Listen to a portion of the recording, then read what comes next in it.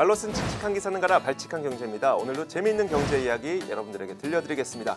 머니투데이 방송 권순우 기자 나와 있습니다. 어서 오세요. 안녕하세요. 상식의 반대말은 욕심이라고 생각하는 상식주의자 권순우입니다. 네, 반갑습니다. 저는 시장을 읽는 남자 이주호 앵커입니다.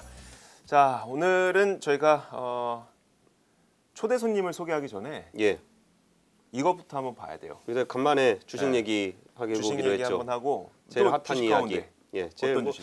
요새 주식시장에서 제일 핫한 거는 그 남북 경제 협력에 대한 관련 종목들이죠.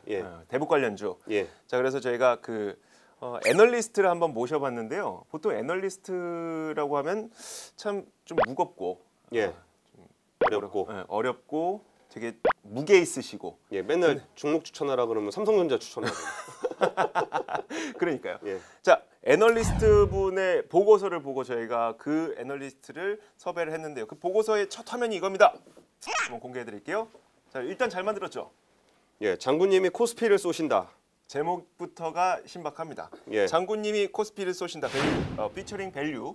그런데 여기 위에 보시면 본격 국가안보법 위반이 두려운 자료. 보안법, 국가보안법 위반이 두려운 자료. 국가보안법 위반이 두려운 자료. 이게 왜 그러냐면은 얘가 국가보안법 위반이 뭐냐? 그럼 찬양 고무라고 한다면은 공산 국가인 북한이 뭔가가 좋다. 하여튼 긍정적인 얘기가 나오면 찬양 고무죄에 해당을 뭐 시킬 수도 있어요. 그리고 웬만하면 좀 조심스럽게 가는데 코스피 지수가 오른다는 거는 우리 국민들에게 굉장히 좋은 일이잖아요. 그거에 대한 주체가 누구냐? 우리 장군님. 장군님이 코스피를 올려주신다고 지금 찬양 고무를 하는 이런 자료를 만든 사람을, 이런 리포트를 쓴 사람을, 아니 처음에 이걸 보고서 제가 이거 굉장히 재밌다, 누가 재밌게 만들었네 했는데 설마 이거를 제도권에 있는 애널리스트가 만들었을 줄이야. 설마. 그래서 열심히 수소문을 하진 않았고 그분을 찾았습니다. 네, 자, 오늘 소개해드리도록 하겠습니다. 바로투자증권의 이상민 애널리스트 나와 있습니다. 어서 오세요. 반갑습니다. 안녕하십니까? 네, 반갑습니다.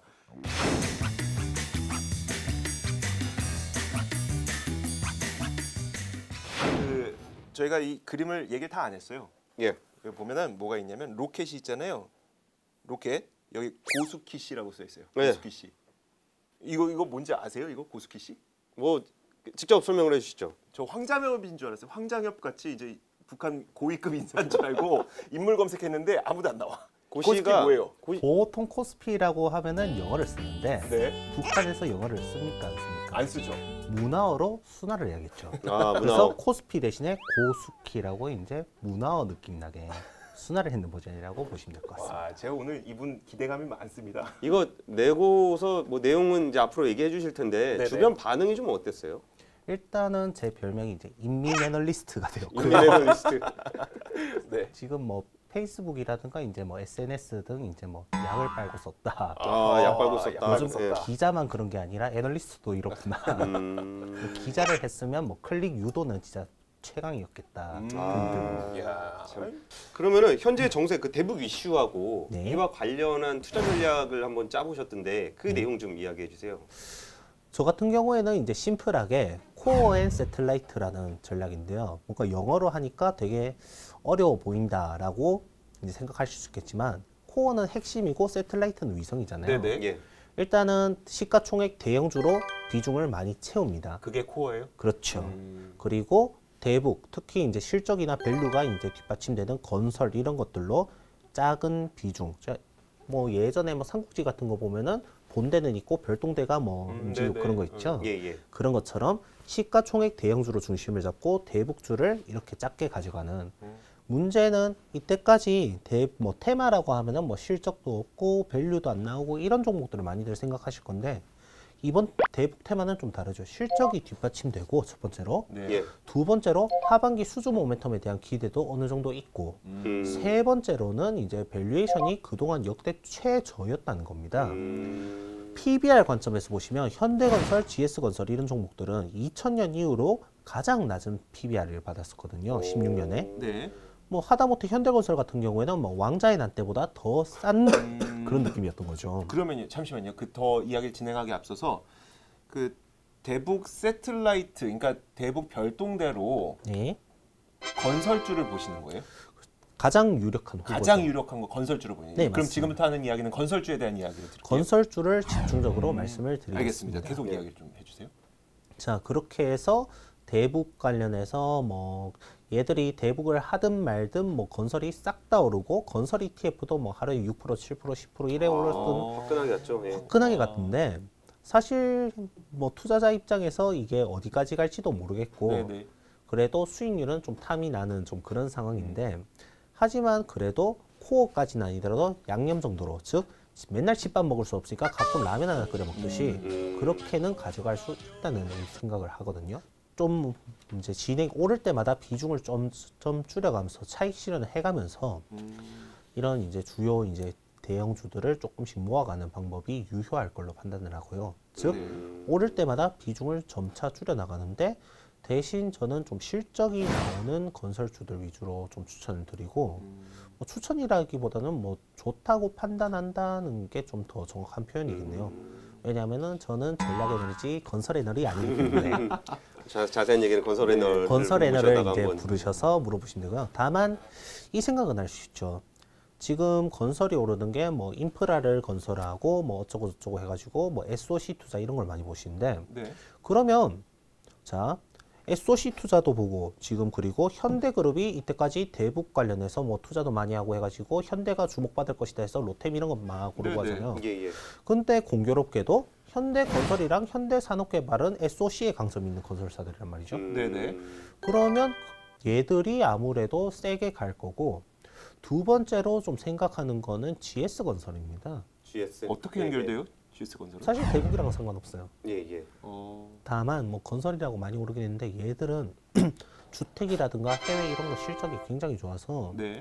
지금 제가 계량 애널인데 지금 5천억 이상 종목으로 실적 1분기 턴어라운드 강도를 측정해 보면 네네. 5천억 이상 종목 중에 GS건설이 가장 강하게 실적이 잘 나온 종목 1위에 해당해요. 즉 그만큼 얘네들이 강하게 지금 실적 개선세가 나타나는데 대북 이슈가 없다 하더라도 나중에 이제 뭐 수주 모멘텀이라든가 이런 게 붙으면 충분히 더 이제 하다못해 대북 이슈가 꺼지더라도 얘들은 조금 더 갈 수 있지 않을까라는 생각을 해봤습니다. 왜냐하면 애초에 얘들은 대북이랑 상관이 없었거든.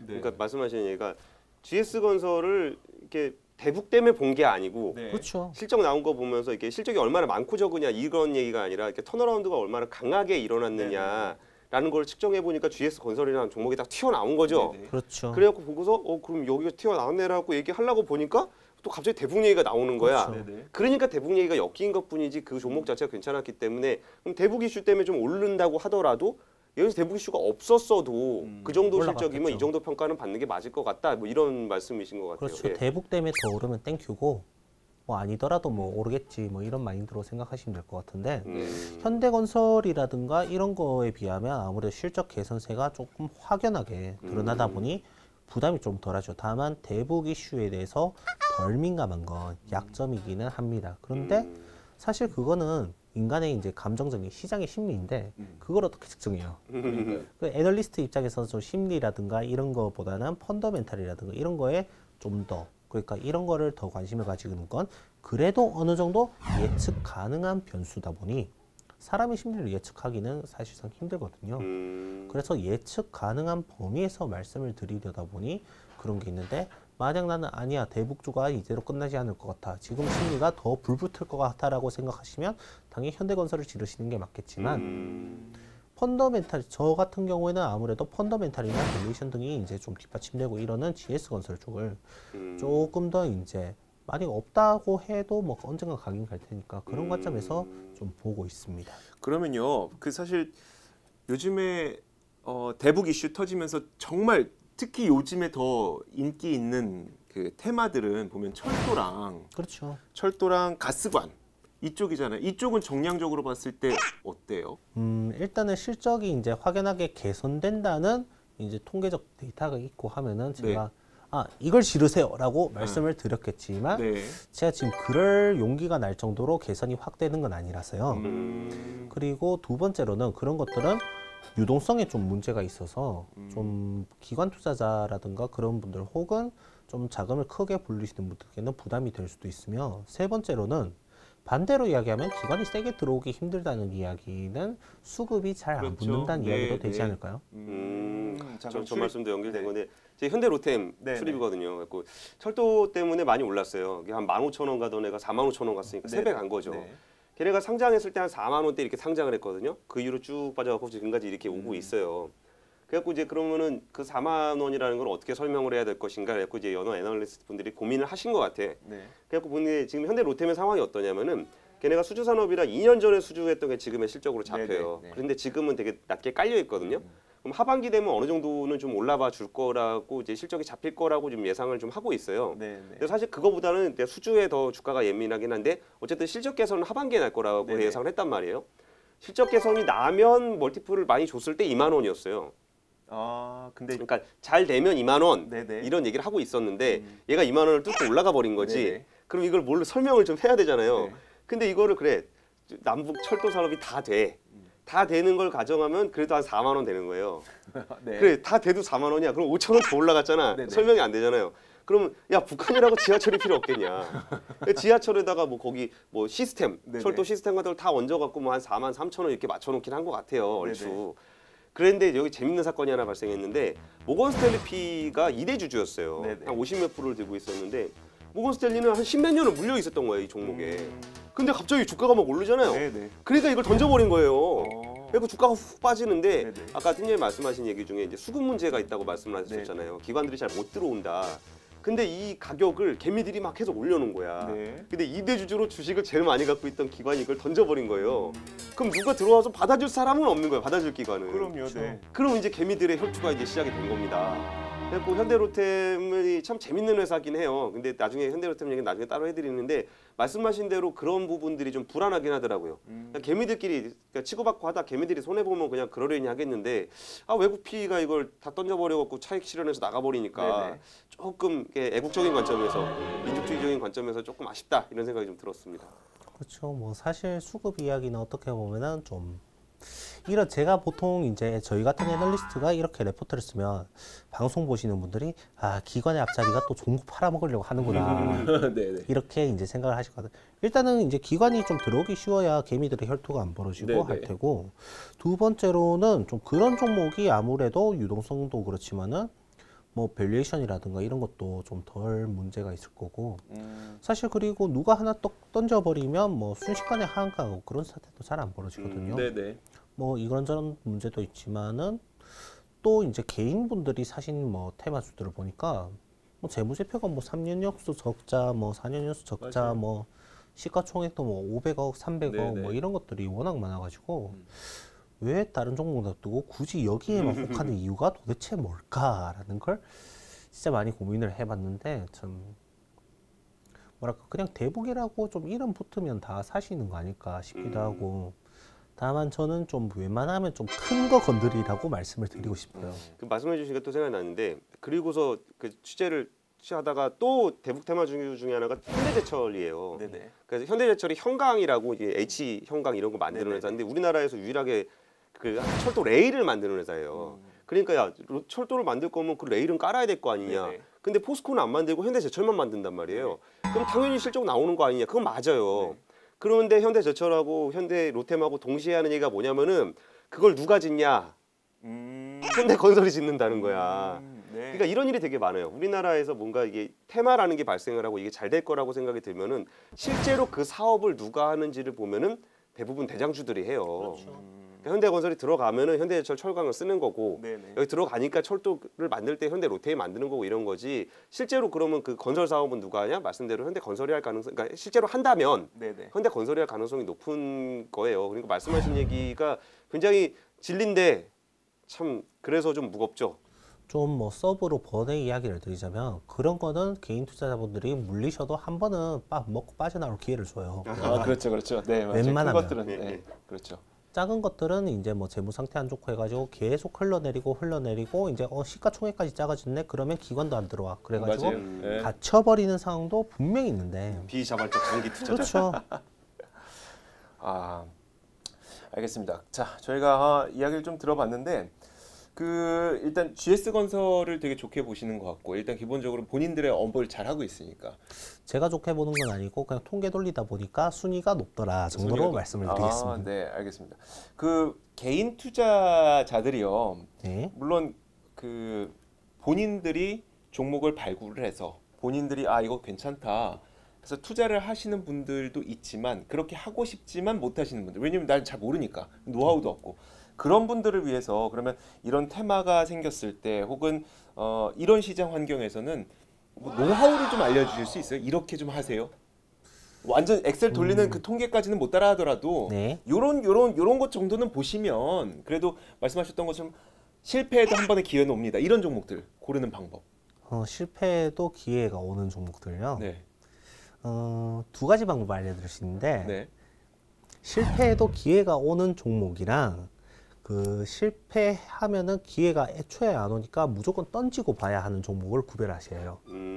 어떻게요? 손절을 할 것이냐, 그렇죠. 존버를 할 그렇죠. 것이냐. 예. 물타기가 유효한 종목이 있고 손절이 유효한 종목이 따로 있습니다. 대표적으로 손절을 하는 게 먹히는 종목들은 주로 성장주들, 즉 밸류에이션도 비싸고 그런 건데 애초에 대상이 이제 일반인들이라고 하시니까 이건 해당 사항 없고 네. 두 번째로 이제 좀 뭐 테마가 돌고 하면 일단은 그 네이버 재무제표를 드시고 특정 사이트 말해도 되나요? 예, 괜찮습니다. 일단은 순이익과 영업이익이 일단은 빨간색이 없는지 있는지부터 확인하세요. 빨간색 없는 걸로. 적자냐, 네. 흑자냐. 예. 일단 빨간 거 보이면 패스. 더 이상 어렵게 설명 안 드릴게요. 일단 빨간 거 보이면 패스. 네. 그리고 시가총액 한 1,000억 원 이상은 넘냐? 안 넘으면 패스. 그리고 웬만하면 큰 거 사자. 그리고 테마 같은 거는 물려도 뭐 두 번의 기회가 온다? 그건 잘 모르겠으니까 일단 또 이상하다 싶으면 무조건 던지라고. 그래 말씀을 드리고 싶은데 사실 타이밍 잡는 게 안 쉽거든요. 네. 그렇죠. 예. 트레일링 스탑이라는 방법이 있는데 뭐냐면은 바닥대에서 뭐 언젠간 샀을 건데 이래 고점을 한번 찍었을 거 아니에요. 네네. 이게 폭이 뭐 10,000원이라고 치겠습니다. 예. 그러면 여기서 10% 빠진, 즉 1,000원 더 빠지면 상승폭이 90%죠. 네네. 예. 이때 다 팔아버리는 거죠. 즉 다시 한번 예를 들어서 뭐 2만 원 올랐다. 그러면 90% 트레일링 스탑이다. 이러면은 2만 원에서 10% 빠진 2,000원. 그러면은 2만 100원. 그렇죠. 그러면 다 던지는 거죠. 이렇게 하면은 그래도 테마주를 하다가 뭐 이랬다가 더 올라갈 수도 있긴 해요. 네네네. 근데 적어도 잘못되는 일은 많이 줄일 수 있다고 생각을 합니다. 저 같은 경우에도 옛날에 학생 때 800원짜리 주식을 사가지고 2만 원에 던졌는데 8만 원까지 간 기억이 있어요. 안타깝지만 뭐 SM이라고. 소녀시대를 믿지 않으신 거군요. 소녀시대가 이뻐서 샀는데 이제 그 뭐지 한 2만 원에 사직. 2만 원 정도까지야 그들의 이쁨은. 그렇죠. 신앙이 부족하셨어, 소녀시대에 대한. 그래도 소녀시대 장돈 받고 다녔어요. 그래요? 등록금을 벌어줬는데. 이야. 그래도 저는 대북 테마주가 지금 그렇게까지 이슈가 되는 이유 중에 저는 뭐 이게 워낙 국민적 관심사기도 해요. 네. 근데 대북 테마주 중에 뭐 몇 개의 종목들은 되게 평가되어 있는 우량주들이 되게 많아요. 네. 그렇죠. 근데 이거를 이제 관심을 못 받아가지고 실적은 잘 나오는데 그냥 꾸물떡꾸물떡 하고 있던 그런 종목들이 대북 테마라는 것에 그냥 이름을 얹어가지고 이런 회사가 있었어 해서 보니까 너무 좋은 거예요. 네. 그래서 가는 종목들이 있다 보니까 이렇게 팀장님 같은 제도권 애널리스트들도 대북 테마를 그냥 단순히 무시할 만한 거리는 아니겠다라고 하면서 기관들도 같이 관심을 갖게 하면서 이게 많이 올라간 것 같아요. 네네. 그런데 이게 단순히 대북 테마가 올라갔다는 이유로 그럼 왜 북한 관련주가 뭔데? 라고 접근을 하는 거는 그거는 적절하지 않은 것 같아요. 그렇죠. 그러니까 여기서 종목을 잘 봐야 된다고 했던 이유는 이제 정말 좋은 회사인데 눈에 띄지 않았던 애들이 이런 거를 통해서 눈에 띄었기 때문에 이제 주가가 올라가는 거라서 좋아하는 거지. 네. 원래 안 좋은 애가 오르는 것에 대해서는 원래 관심이 없으셨던 거예요. 그렇죠. 그래갖고 이제 저희의 대북 테마 경협주 얘기를 하더라도 그러니까 여기 시장경제에서 경협주 할 정도로 경협주가 그러니까요. 이슈냐라고 했을 때 경협주 중에서도 이런 부분들을 봐야 된다는 점을 더 관심 있게 봐주셨으면 좋겠네요. 네. 저 건설을 위주로 말씀드렸던 것도 말씀드렸듯이 밸류에이션 싸고 실적도 좋았다. 근데 왜 안 오르지? 이러고 있었는데 대북 이슈가 이제 그냥 촉매가 된 거였죠. 그러니까 원래 좋았던 애들이 관심 받는 촉매가 됐을 뿐 그냥 그거 이외에 뭐 다른 이유는 없었고 아직까지 뭐 많이 오르긴 했지만 비이성적인 구간은 아니라고 봅니다. 그 ROE 그러니까 얘네들이 이제 수익성 뽑아내는 정도라든가. 예. 그래서 2018년에 예를 들어서 수익성이 이 정도인데 과거에 비슷하게 이 정도 수익성을 뽑아냈을 때 주가를 비교해 보니까 안 비싸네? 그 정도 그때하고 좀 비슷하거나 조금 못한데 그러면 더 갈 수도 있겠다라고 생각을 할 수 있는 거죠. 그래서 이 그림에서 네. 제일 중요한 건 이거 같아요. 피처링 밸류. 그렇죠. 그러니까 밸류가 가치해 주니까 가는 거다. 장군님이 혼자 올리는 게 아니고. 똑같은 얘기인데 제가 그 출연자분한테서 되게 감명 깊게 들었던 한마디가 있었어요. 테마가 사라져도 본업을 잘할 기업. 그러니까 정말 똑같은 얘기예요. 지금까지 말씀하셨던 거를 그분이 딱 그 테마가 사라져도 본업을 잘하는 기업을 선택해야지 언제라도 한번, 그러니까 테마가 사라져도 다시 한번 기회는 찾아온다. 뭐 이런 얘기를 되게 많이 하셨거든요. 그 한마디가 참 와닿았었는데 이것이 다 그 내용을 또 포함하고 있는 피처링 밸류. 그러니까 보니까 이 말이 밸류고 이 깃발 릴레이팅이 끌어주는 힘인 것 같아요. 네, 맞습니다. 예. 사실 저 같은 경우에도 개인 투자자 출신인데 가치 투자 비슷하게 이제 저밸류 종목들을 하다 보면 얘들이 이제 이익이라든가 이런 게 개선돼서 이제 날아가는 것도 있지만 물론 별 희한한 테마에 걸려가지고 막 재평가받고 그런 것도 굉장히 많아요. 혹은 시장이 오해한 건 좋은데 뭐 긍정적인 오해를 한다든가. 네네. 예를 들면 2011년쯤에 빙그레. 네. 그래. 얘네가 뭐 러시아에 뭐 꽃게락을 수출하고 뭐 메로나 뭐 남미에 수출하고 이래가지고 그쪽이 대박 날 거다라고 해서 올랐는데 재무제표를 막상 뜯어보면 수출 비중이 10%도 안 돼요. 네. 근데 주가가 뭐 4만 원, 5만 원 이런 수준에 뭐 12만 원까지 날라갔던가 그럴 거예요. 얘네 수출 비중이 이것밖에 안 됐는데 이게 주가가 이만큼이라고 라고 생각한 적이 있었는데 어쨌든 제 입장에서 땡큐니까 그렇게 가는 경우도 있긴 있습니다. 제가 아마 이제 베스트는 테마에 하고 따라 붙어서 가기보다는 갖고 있는 게 테마에 걸리는 게 제일 좋아요. 왜냐면 바텀에서 산 거니까. 네, 맞아요. 김정은이 주식을 사놓고 있었던 게 아닐까요? 테마는 자기가 만들고. 이런 이야기 있잖아요. 김정은이 핵실험하기 전에는 이제 뭐 풋옵션 사놓고 쓴다고. 네네. 그런 농담이 있었는데 이건 좀 다른 이야기인데 사업 보고서 읽어주고 하는 거 진짜 필요하다고 생각한 게 예전에 제가 어디서 만든 건데 이런 이제 증권방송에서 전문가분이 나오셔서 일반 분들 상담을 해줄 때 어떤 아주머니가 디지털 조선을 좀 상담을 해달라고 디지털 조선. 그래가지고 한참을 이야기하는데 하는 데잖아요. 네 조선업. 아시는구나. 아주머니가 이거 조선업 아니냐고. 진짜? 네. 진짜요? 진짜요? 증권방송에서. 저는 어디서 듣긴 들었는데 진짜 그런 사람이 있구나. 비슷한 케이스로 이건 도시전설 같은 건데 뭐 예. 스님께서 뭐 종목 상담을 해달라고 하는데 물렸다고. 네네. 그래가지고 물린 종목이 뭐냐 하니까 손오공이라고 해서 아니 스님이 왜 손오공에 물렸냐 이런 놀린 것도 있고. 아까 오기 전에 말씀하셨던 그 어디라 그랬죠? 어떤 거 말씀이죠? 일성건설. 네. 그거는 이제 그 대북 테마 보면서 일성건설이 대북 테마예요? 네. 뭐 하는 회사? 왜? 뭐 건설주인데 일단은 이제 이름 자체가 종목 이름 자체가 수령님 조남인데 얘들이 수주를 안 주겠냐. 무조건 준다 얘들은. 사실 이 보고서 제목도 거기서 영감받아요. 뭐 장군님 일성건설 쏘신다 이러면서 거기서 영감받았어요. 이제 마무리 좀 지어야 되겠네. 아니 삼천리도 오해받았던 적 있었잖아요. 자전거주 아니냐며. 네. 자 오늘 저희가 이상민 애널리스트를 모시고 정말 그 대북 테마주를 어떻게 바라봐야 되는지 또 종목들을 좀 고르는 방법들 또 시장에서 일어나고 있는 어처구니 없는 일들까지 한번 이야기를 많이 나눠봤고요. 여러분들도 이제 아마 다들 각자의 투자 전략을 갖고 계시겠지만 진짜 본업이 있고 테마가 있는 그런 포트폴리오를 좀 짜셨으면 좋겠습니다. 저희가 북미 정상회담을 기점으로 이런 내용을 한번 준비해봤습니다. 자, 지금까지 발칙강경제 이상민 애널리스트와 함께 이야기 나눠봤습니다. 오늘 말씀 고맙고요. 저희 여기서 다 같이 인사드리도록 하겠습니다. 발칙강경제였습니다. 고맙습니다. 감사합니다. 감사합니다.